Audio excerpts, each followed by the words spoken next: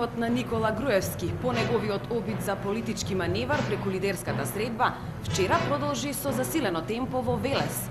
Илјадници граѓани го надминаа стравот од диктатурата и излегоа достоинствено да го искажат револтот кон власта и да побараат предвремени парламентарни избори. Пред насобраните граѓани се обратија Андреј Петров, Маријанчо Николов и Аце Коцевски. Не само во Велес, туку и во повеќе градови низ земјава, илјадници граѓани протестираа низ улиците во знак на револт против режимот.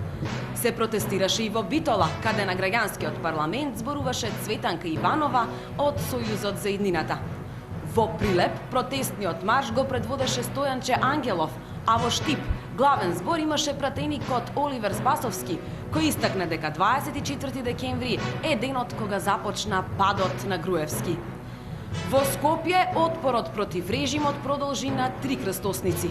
Одново граѓаните, незадоволни од владењето на ВМРО ДПМНЕ, излегоа гласно да повикаат дека кризата се надминува само со предвремени парламентарни избори. Пред граѓаните зборуваше Тито Петковски од Сојузот на иднината, кој го истакна диктаторскиот метод на владење на Груевски и фамилијата. Отпорот на опозицијата преку улични протести продолжува и наредните денови низ поголемите градови на Македонија. Активисти на опозицијскиот отпор во Штип биле нападнати од истакнати режимски извршители кои насилно им ги одземале приморуците од весникот Слободна Македонија. Нападнатите активисти изјавија дека весникот кој го дистрибуирале до своите сограѓани представувал трн во окото на режимот. Затоа и биле нападнати.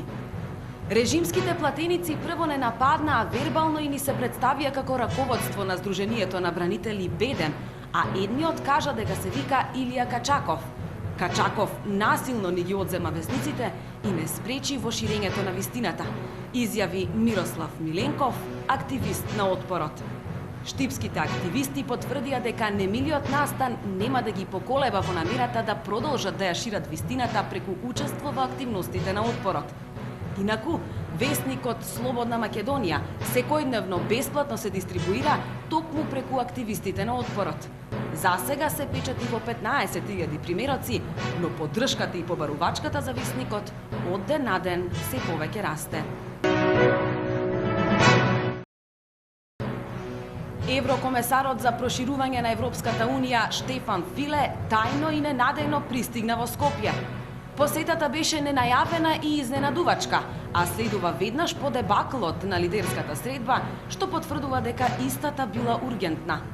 Тоа што пред новинарите не се појавија ниту Филе, ниту представниците на власта, зборува за тајноста и неодложноста на пораките кои ги пренел високиот представник на Европската Унија.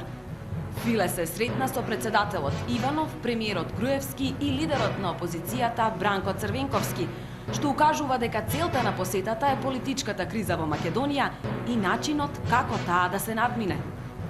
Со оглед на тоа дека одговорноста за насилството врз пратениците и новинарите во парламентот е кај власта, логично е од неа да се очекува да отвори диалог.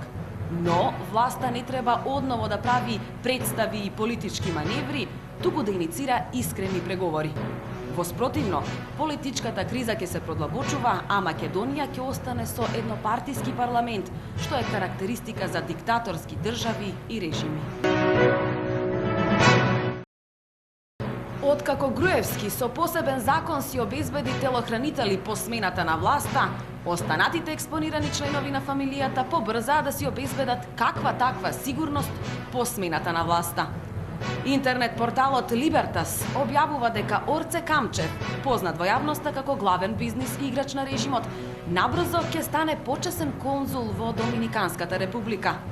Познавачите коментираат дека се работи за обид навреме да си обезбеди дипломатски имунитет.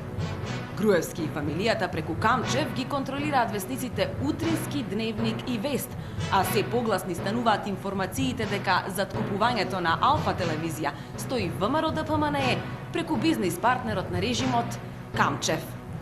Порталот Либертас објави дека Камчев поднел барање во судот за да му се издаде потврда дека не е осудуван, но судот се спротивставил имајќи предвид дека таквата потврда би била лажна.